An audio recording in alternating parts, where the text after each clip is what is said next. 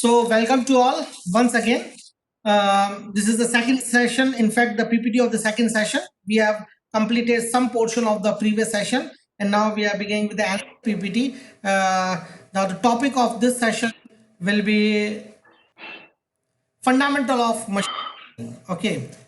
I will get clear your concept of what is there is a great confusion between artificial intelligence, machine learning, and deep learning. We have a one slide where I will get clear your this concept that what is deep learning, what is machine learning, and what is artificial intelligence. Again, this is presentation by myself. So we will be talking about the machine learning. Okay. So let's start. The contents in this presentation will have the following topics: what is machine learning, when to use machine learning, what are the related fields, what are the different types in machine learning, the application of machine learning, what are the different algorithms available for developing machine learning models, what tools are available for developing these models, and what are the programming language choices for the machine learning. So it is a very basic PPT. Again, for the beginners or the learners, we will not be discussing any algorithm in detail. We will not be discussing any mathematics, but we will giving you an insight that what basically machine learning is there, what are the different technical terms related to it, what are the names of different algorithms, what are the programming languages are being used, and what are the tools are being used in the machine learning. So for the beginners and the learners, it will be very useful. And since we have to cooperate with each and every person, so this PPT has been presented. Now, the first question is, what is machine learning? Okay. So again, now no doubt in the first session, I've told you that it was Turing who gave the concept of computing in machinery. Then in Dumont conference, another scientist has given the word artificial intelligence. Then why this another name Arthur Samuel? Okay, because they have given the different words. The word machine learning was first given by Arthur Samuel. So that is why he is being considered a pioneer in giving this in giving the word machine learning. So in 1950, Arthur Samuel, he was a computer scientist who pioneered the study of artificial intelligence and described machine learning, that the study that gives the computer the ability to learn without being explicitly programmed. So at that time, the computer was being trained by programming.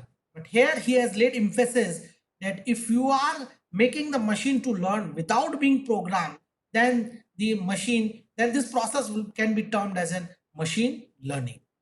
So basically, machine learning is a subset of an artificial intelligence where the computer or the machine learns from the past experience and thus make future prediction. The performance of the machines is always being judged at par with the human level or above the human level. Okay, if it is inferior to the human level, then we do not consider it for our application. It should be at least it should make an equal level with the human being.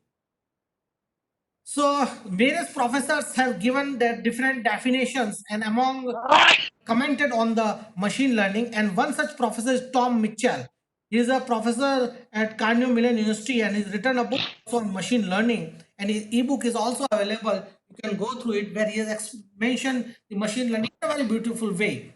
So he said that the field of machine learning is concerned with the question of how to construct computer programs that automatically improves with the experience. Okay, so basically machine learning, a learning process has been described in the machine that a computer programs is to be developed which can automatically improve it. Okay, now when we were born, we were knowing nothing, but at present most of them you are very mature enough that it do your work by yourself already. How you have gained this? You have no doubt you have gained the knowledge, but that knowledge is being gained through continuous learning process. So, and you have made some mistake also. From mistakes you have learned also, and you have improved also. So the same process, if can be done in the machine, then this process is being termed as a machine learning. So let us understand with the help of a block diagram. In the traditional programming, what you do, you have a machine which you called as a computer, and you provide inputs and the rules. These both inputs and rules are being provided by the programmer, and you get a certain output from the machine. This is what you do in a traditional programming. The rules are generally for the languages you are using. The input, that is the your problem based. What is the problem, and you insert it through the keyboard, and the computer accept it and give you the desired output. Okay, and if you have programmed in a good manner according to the algorithm you desired, give 100% accurate result. But in machine learning, there is an exchange between the rules and the output. You have a machine, the same machine which you can call as a computer, but now on the input side you are feeding not only the input but you are feeding the output, and in return you get the rules. So see the change here. On the input side you are having rules and the inputs, but on the output side you are having the output, the desired thing you want from the machine. But on the machine learning, okay, you are feeding the output, you are feeding the input, so data is being fed. Okay, and on the return you get some rules, some model of the system, and this model of the system will be used in predicting uh, the future values, in predicting the future values if any input is given to the system. So this is what the machine learning is. I think so this diagram will clear it, that what basically a machine learning or how it differs from the traditional programming. Now, I have already taken the name of Tom M. Mitchell, who has commented on machine learning. He has given a very beautiful definition and is widely used in the scientific field, scientific area, that a computer program is set to learn from experience E with respect to some class of task T and performance measure P. If its performance at task in T as measured by P improves with experience E. Okay, so what he is saying, he is using three words: E, experience; T, the task; and the performance, P. So he says that he has to learn from the experience E. For whom? For some task T. Task means target, and he has to also submit a performance measure P, that whether he is recognized the thing or not, and if not, then it has to improve also, so that in the future also it starts giving good performance. So this ETP is the terms which are being used by Tom Mitchell, and we can explain it with the help of an example. Say, consider a problem of recognizing handwritten digits. Now you will surprised to know that where this application is there. This place there in the post office, where they have to search the different pin codes. Now you, when you send letter to any friends or relatives, then you write down the pin code of the city, and in fact in USA it is being termed as a zip code. So by different person, the zip codes or the pin codes are by written in different fashion, some in curvy, some in straightforward, some according to the standards. So a postman has to recognize it. Now can this recognition be possible with the help of machine?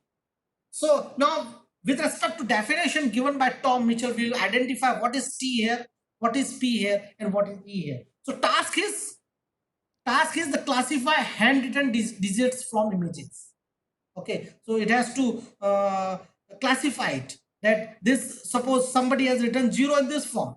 Actually in standard form 0, you know, it is written in very good form if you type with the help of computer. But when you write with the pen, somebody may write like this, somebody make a not a round shape or oval shape, some elliptical shape or whatever it may, but it is 0. So the task is to classify the digit from images. And what is the performance measure? Performance is to percentage of digit classified correctly. Okay, how many digit is in classifying correctly, then it will be its performance measure. That is, the error should be minimum. And how it will get training experience? So for training experience, we have to feed the data sets of the digits written by the different persons. Now I may write 0 in different form, so this will be one data set for that computer. Okay, some of the participants may be writing in different form, 0 or 1 or 3. So all this data, large number of data is being collected, fed to the computer, and it has been said that if it is 0 is written in this form, it is 0. Read it 0. If 1 is written in this form, it is 1. If this comes, this is 2, this is 3, and this is 4. In this way, it is, the computer is made learn the experience. And on the basis of this learning, it will classify any new digits. Any new digit means any new data, which may be 0, 1, 2, 3. If we fed, then it will immediately identify whether it is 0, 1, 2, 3, or whatever may be the case. So you have understood that the how this machine learning process is there. That is, it has to take into account experience, and he has to give the performance also to accomplish a task T. Now, when a machine learning is needed, should we go for machine learning for each and every application which we see in our day-to-day life, or for particular? So however, machine learning, because it is a very costly, as I've already told you when I have dictated the artificial intelligence disadvantage, the high cost is involved. So looking to this, it is useful when human expertise does not exist. For example, navigation on Mars.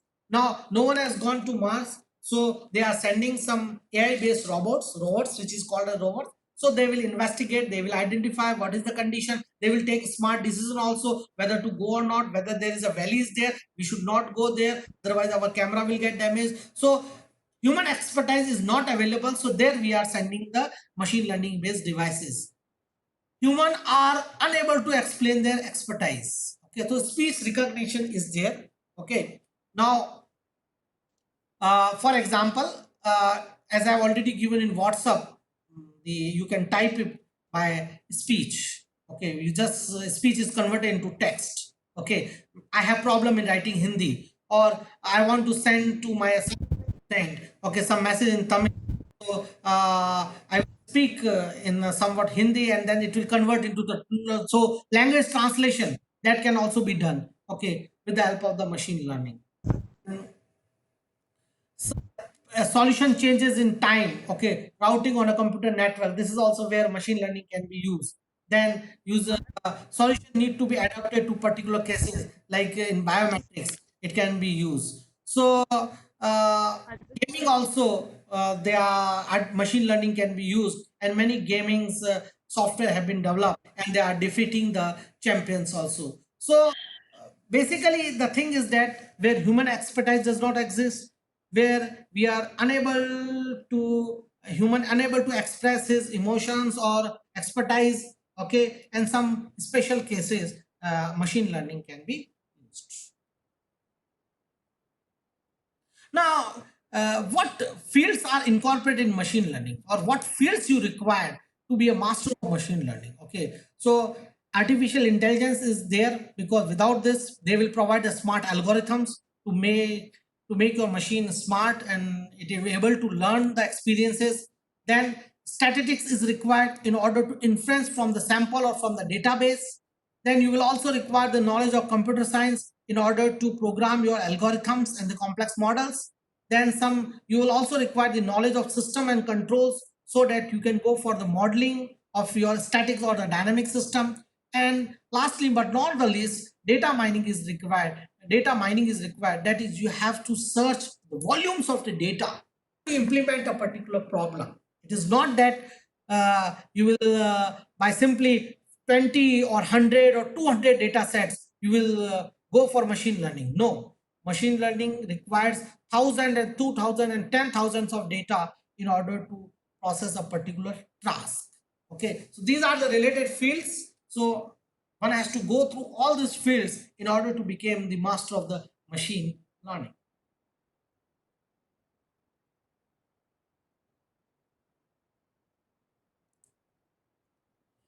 So I have mentioned here in my slide some application of machine learning. Okay. So here I will discuss also that in each application, what is the desired outcome and how could the data set look like? How would you measure success, and what are the potential changes or pitfalls to each and every problem? The first application of the machine learning is the email spam detection.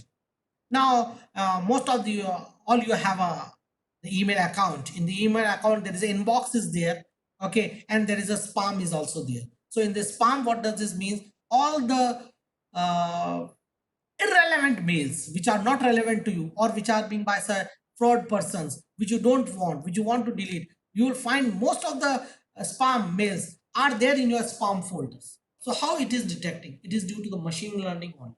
At the server end of the Gmail or Yahoo, there are servers which, when a mail is being sent, they have been trained to such an experience that they detect, yes, this is a spam email, so put it in the spam box rather than the inbox. So the desired outcome, what will be the desired outcome in email spam detection problem?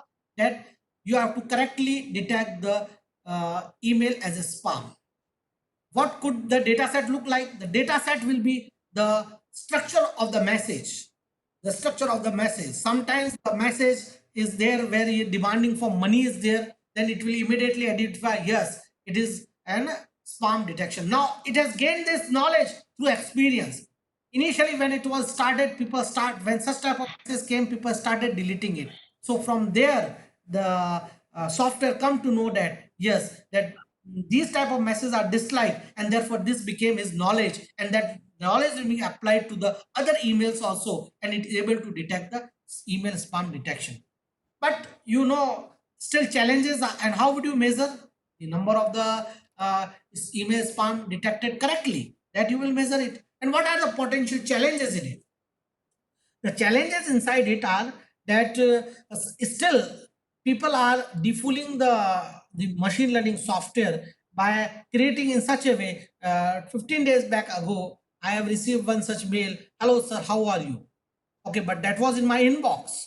I immediately pointed out, yes, it is being by some fraud person, by some hackers. So I have deleted it. Okay, so now it will get training. So still it has some potential challenges that some text, if some text is such a way that it is not in knowledge database, then it will not able to detect it.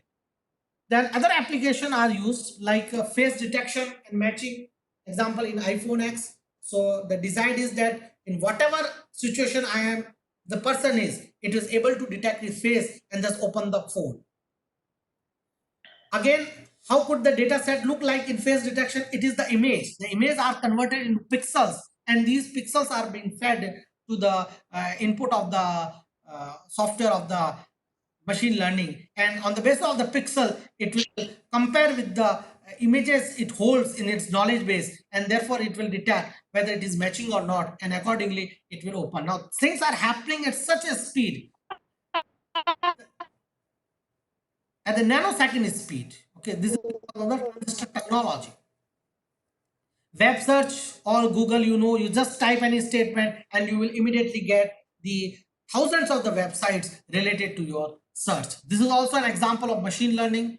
In sports prediction, so in sports prediction, suppose there is a match between India and Pakistan in a Wankhede stadium at Mumbai is there. Okay, so how they predict who will win? So what will they will collect all the database, the machine will all collect the database, that how much match has been played with India and Pakistan, and how much has been played on Wankhede stadium, and in how much India has won the toss and it chooses to bat, and on that basis it will make, just a human used to make prediction on the basis of the data set. This work will be done by the machine, that on that base of database it will say that 90%, generally you have seen in the Star Sports TV that the probability of winning India is 90%, while that of Pakistan is 10%. Like this type of messages, so these all are being done through the machine learning systems. In post office, I have already told you, sorting letters by zip codes. Now previously it was being done by the postman, but now the machine learning based machines have been developed, so they just recognize the digit and say, yes, it belongs to this region, this belongs to this region, and so a lot of human labor is being saved. And then in ATMs also, now in India still it has not been applied, because in India we just drop the checks in the drop box. Okay, and then the bank manager or bank person will come here and he will collect and then he will clear the check. But in many developed countries, the ATMs are being used for clearing the checks. So what is there in the check? In the check, they verify the signature of the account holder. So signature has been fed to them. So it is very tedious job. Okay, and knowledge database has been said, because when we do signature, there are many people of different nature will do in a different way. Some in a curvy form, some in a straight form, some are in a very small, some in a big form. So all data is being fed to the machine which is being connected to the ATM, and immediately check whether it is the signature of that person or not. And if it is not, then it will be treated as a fraud. So this applications is also being there. Credit card fraud, stock prediction, which we have already discussed in the AI system. There's smart assistants like Amazon Alexa, Apple Siri are there.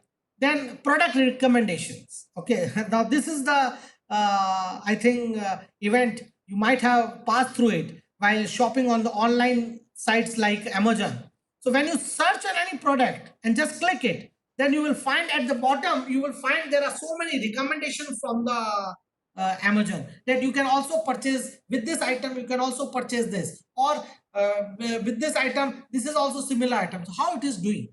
It is doing through machine learning also. And generally what happens, you'll surprised to know that how they come to know that if I am searching, I will be in need of this. So they have a database of the previous customers, and they match that liking, and accordingly they recommend it. This is through the AI base. It is not due to the that some developer is sitting there or some programmer is sitting there. Had it been the situation, then the Amazon or Netflix, all this would have been a great loss. Okay, there is no developer is there, no programmer is there. This is simply done by the so-called the machine learning. Okay, the machine learning through its data set, okay, examines that if person is liking this product, then what can be the further recommendation can be made to this. Self-driving cars, we have already discussed in the AI application. They are also using the machine deep learning algorithm basically.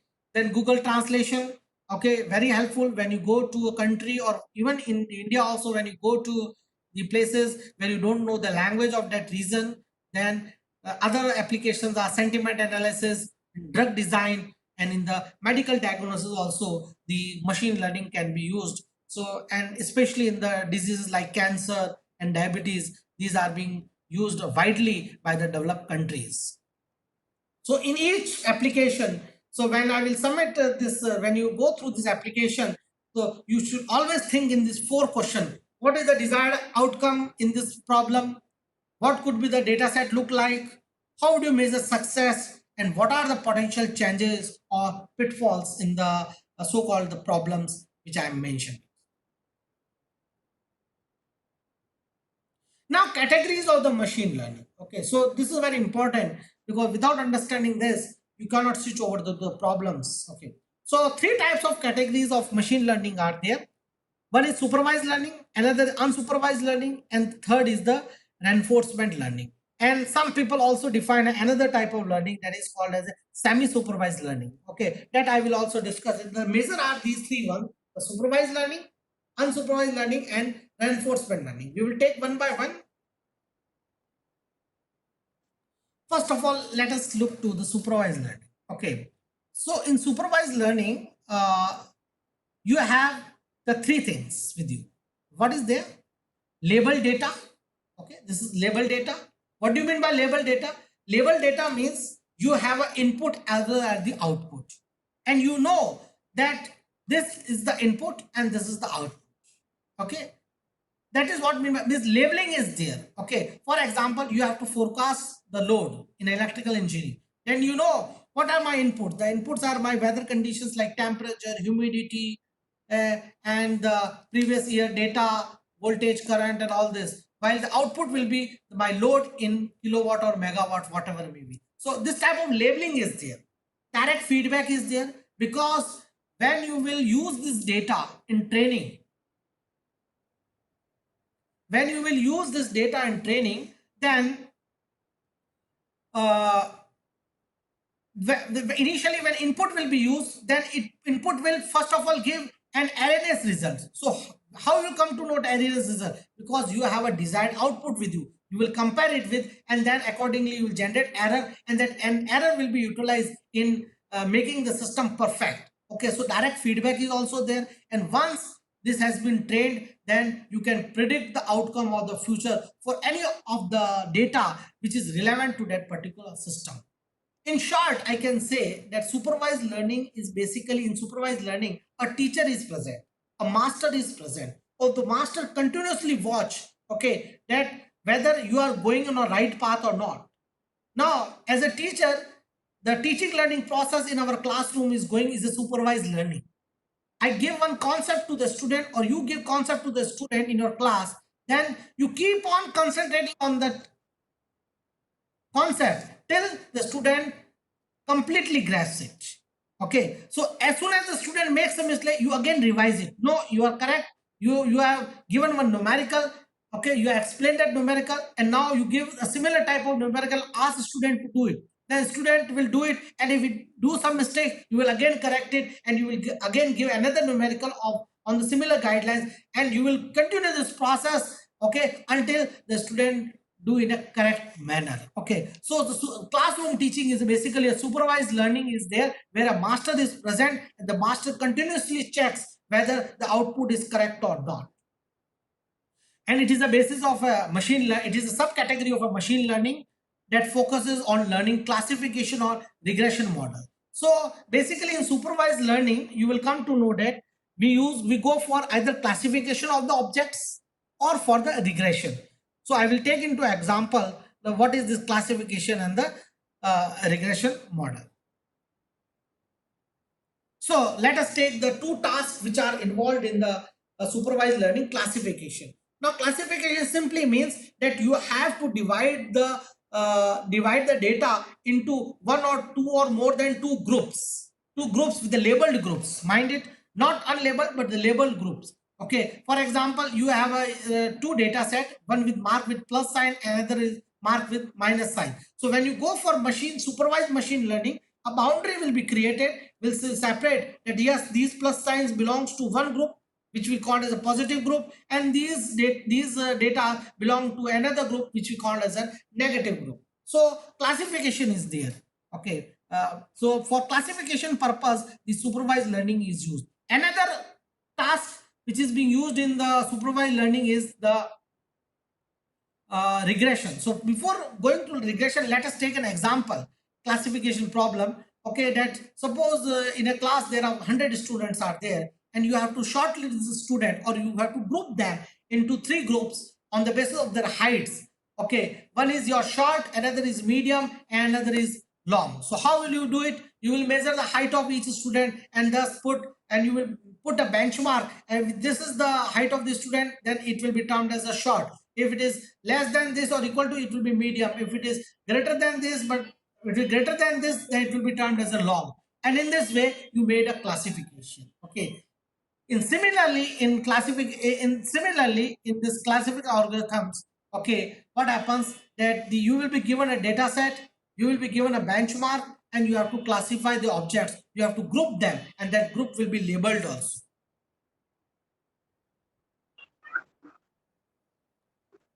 So next task is the regression.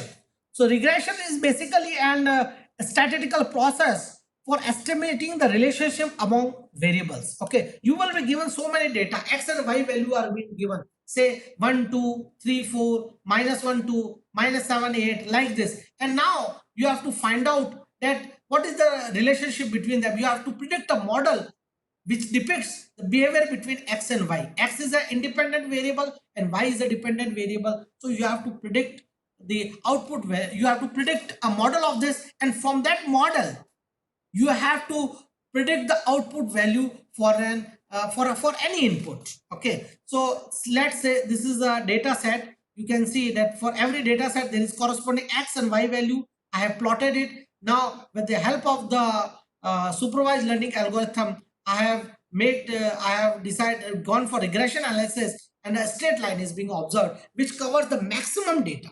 Okay, so now once I got this straight line equation, now I will put any input value, means any x value, it will immediately pick out what is the y value. So this is known as the regression analysis. So both comes under the category of the supervised learning. Next comes the unsupervised learning. So very clear, in supervised label data is there, but in unsupervised no labels or targets is there. You have a simply inputs. It does not have the output. Okay, no feedback is there, and the data learns from itself on the machine learns from its data only. Now to go through this, I will give you an example. Suppose I give you three fruits. banana, mango, and orange. Okay. Now you don't know, machine does not know the name of this. Machine simply knows that something will come and I have to assign them group. Okay. So what machine will do?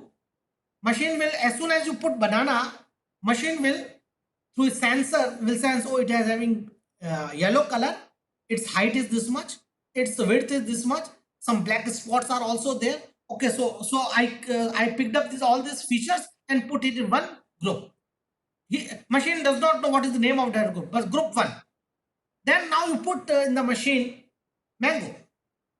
So as soon as the mango goes inside the machine will again pick up the feature, it will extract out the feature and it will compare with the data of the previous data, that is with the data of the banana, and it will say it is not matching. Okay, because mango will have a different color, different shape, different size, different height, and so say it is not matching with this, no similarity index is there, it will make it another group, but it will does not mark it that it is a mango, it will make it is a second group. Third, when I send orange, again it will pick out this or extract out its features, and again it found that it is neither matching with group 1 and neither matching with group 3, and therefore it assigned it group 3.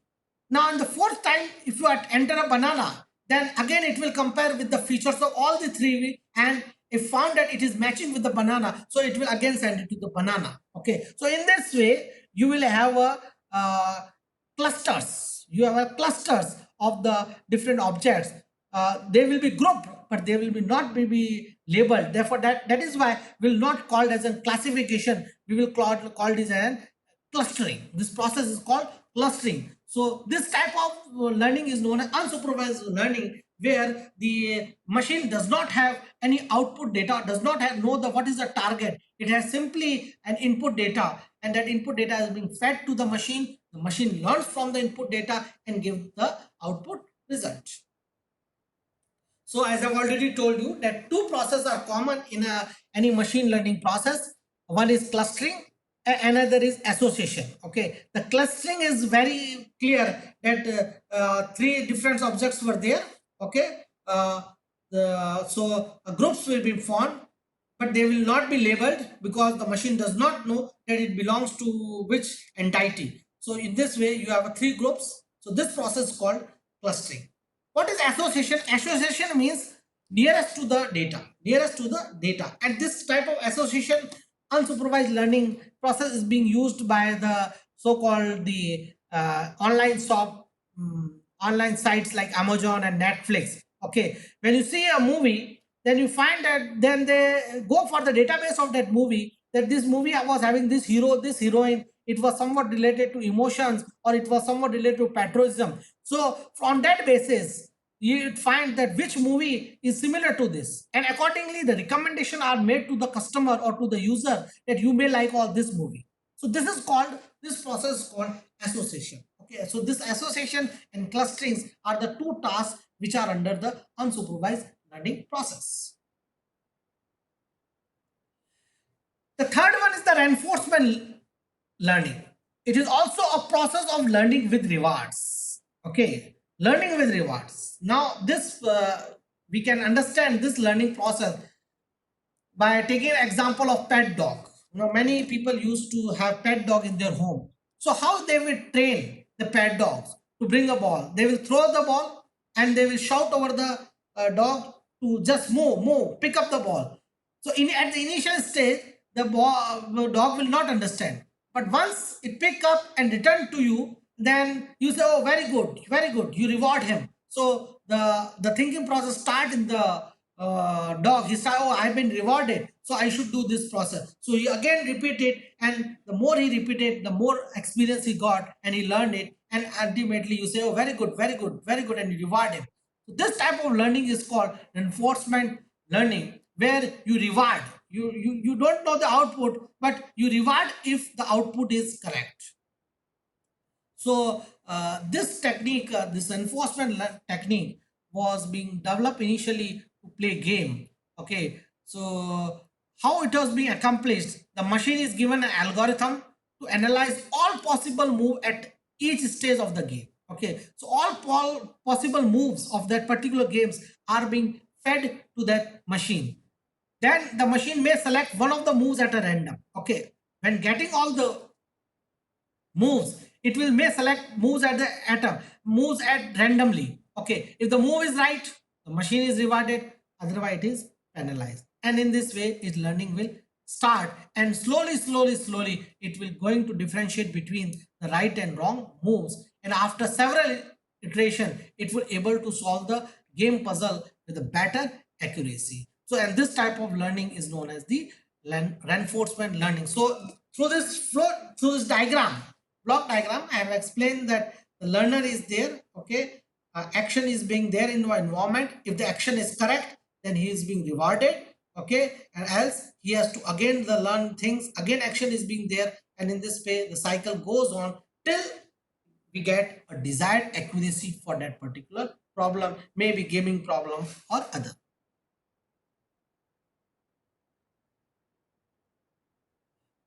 So I have some people also under the category of the learning process include the semi-supervised learning. Okay, semi-supervised in the sense that it has some characteristics of the supervised learning and some characteristics of the unsupervised learning.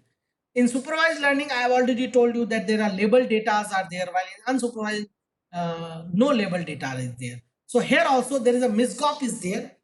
That is, we have some data which are labeled data, that is they have input as well as output, while some of the data are unlabeled or with no labeling process, they are being considered are the under unsupervised learning process. So unlabeled and labeled data both are there in semi-supervised learning, and these labeled data in fact will train the unlabeled data, and therefore the later on the machine learning will process. So in semi-supervised learning class, some training examples contain output, but some do not.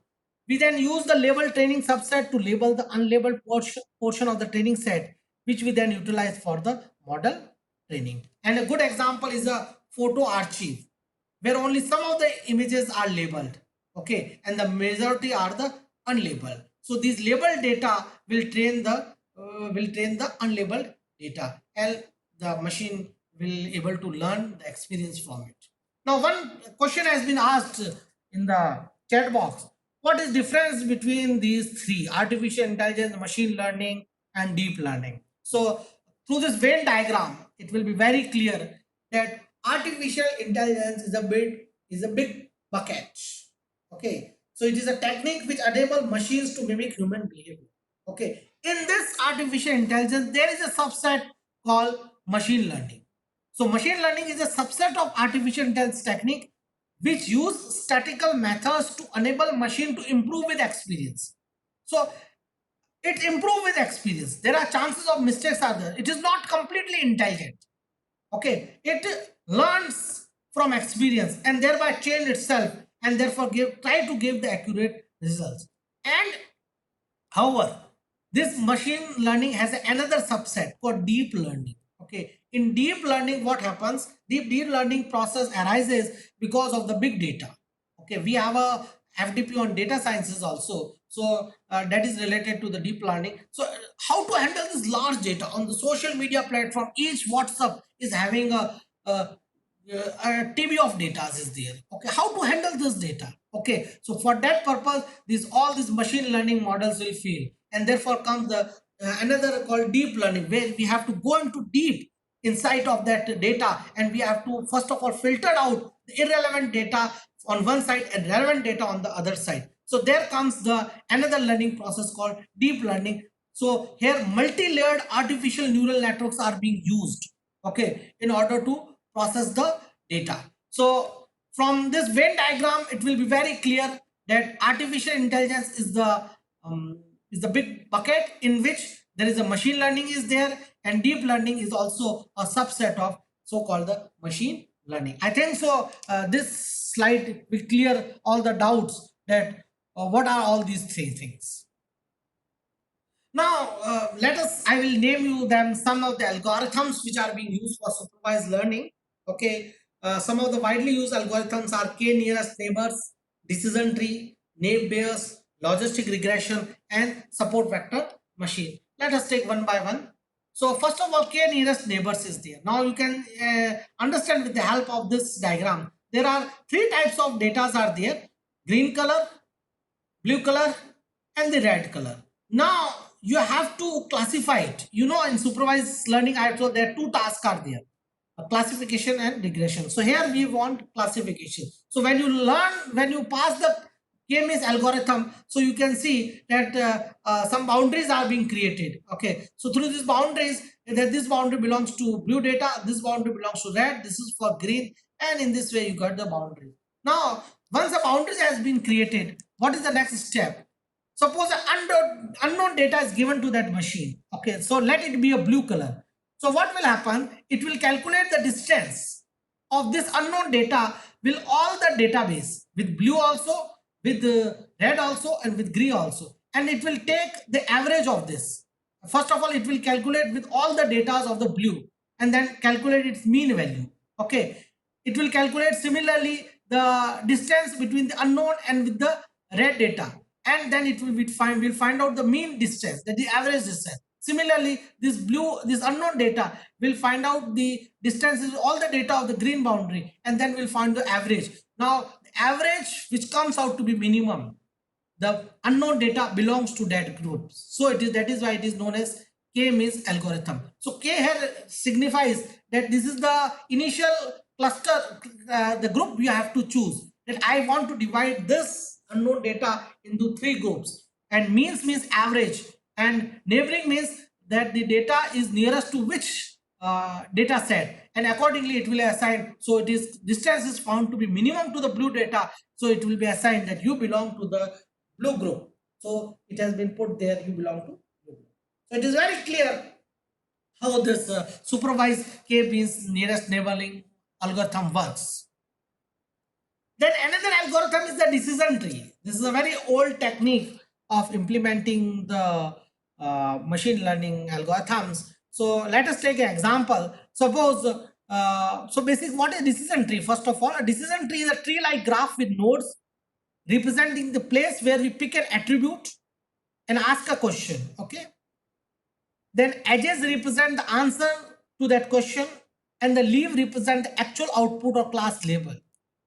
And generally they are used in the non-linear decision making process. So to better understand what is this nodes, what is this edges, and what is the leaves, let us take an example of that you want to play a badminton on a particular day, say Saturday. How to decide whether to play or not? So what you will do, that you will make a table. In the table you mark with 4 data: weather, temperature, humidity, and wind. Okay, so and now you will say if weather is sunny, temperature is hot, humidity is high, and wind is weak, I will not play. If weather is cloudy, temperature is somewhat hot, but humidity is high, but wind is weak, I will definitely play. In this way, you have prepared a data set. Now, this data set will be used in making the decision tree, and your decision tree will look like this. So here each node, these are the nodes: the weather, the humidity, and the winds.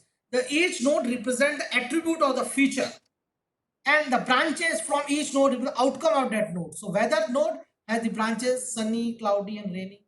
Humidity has high, normal, and finally the leaves of the tree where the final decision is. So leaves are this where final decision is being yes, no, yes, no, yes. So this is an example that how with the help of the data set we frame a decision tree, and with the help of the decision tree we make out the result. Okay, that whether we should go for not, or we should go or we should not go for that particular problem. Another supervised learning is artificial neural network. Okay, so in artificial neural network, at present I will simply give you an idea that its main objective is to copy the behavior of the brain, how brain functions. Okay, so as I already given you in the very first session slide, it was McPitt's model who first of all mimicked the brain. Okay, however, this was an unsuccessful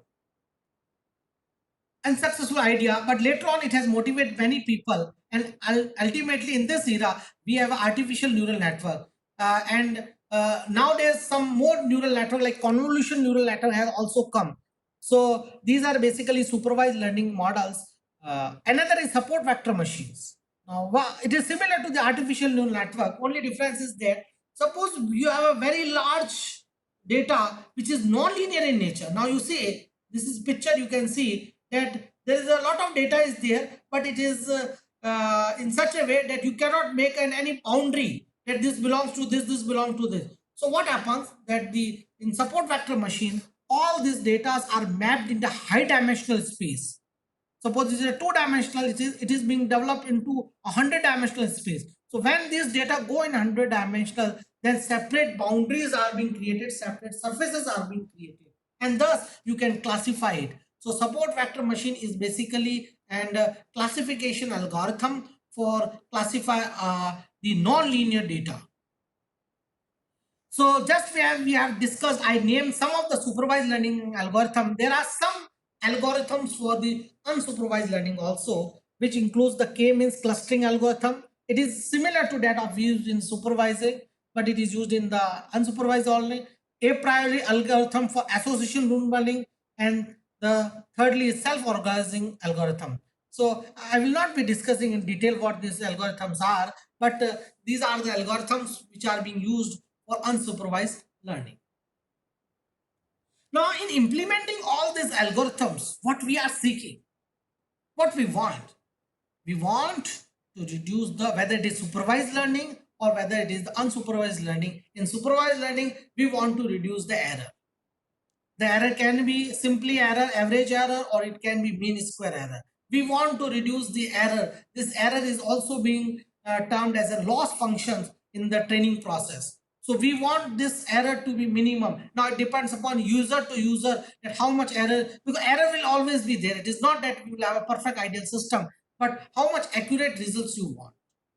In unsupervised learning also, we want minimum quantization error, or for example, in Kmeans algorithm, we want minimum distance error.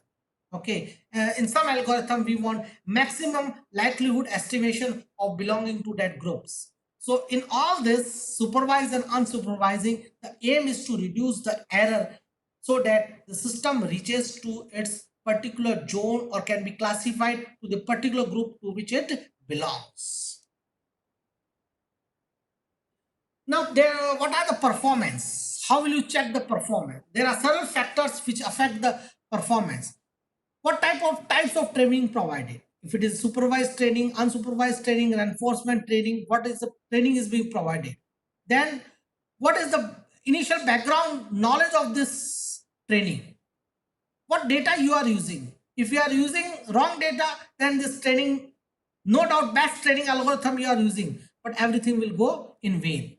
Feedback, how you are using the feedback. Okay, you are training the system, but feedback is not there, then again erroneous result will be there. And lastly but not least, which algorithms, learning algorithm you are using for a particular problem.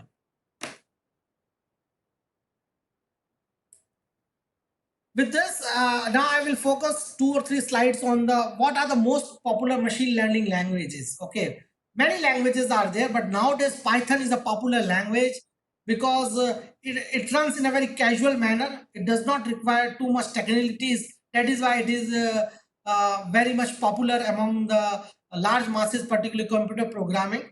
I will share one experience. When I was student of BTech, I used to do the programming of the ANN based system in C. In MTech, I did in C++. But afterwards, I found that people started programming in MATLAB, both in Simulink mode as well as in the programming mode. Then people started using Java, and nowadays, at present, people are using Python. In fact, there is some commercial advertisement is also there, but the main aim is that these as the languages increases, they provide more flexibility to the users, and thus became the choice of the user. Okay, so Python is also there, C++ is also there, but it is a middle language. Okay, because there are so many technicalities are there while writing down the C language. You have to first of all include all the libraries. For example, in MATLAB and in Python, you need not have to, already libraries are there, they will automatically choose it. In R also, it is also a programming language for statistical computing and graphics.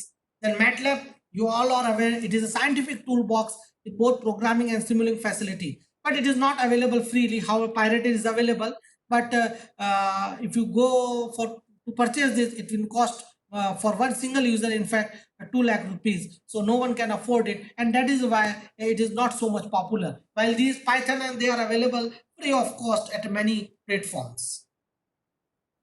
What are the different analytical and visualization tools are being used? These are different tools. Pandas, this is a Python data analysis library. Then matplotlib is also there. It is also a library in Python machine learning. Then Jupyter notebook is also there. Tableau is there. NumPy is there.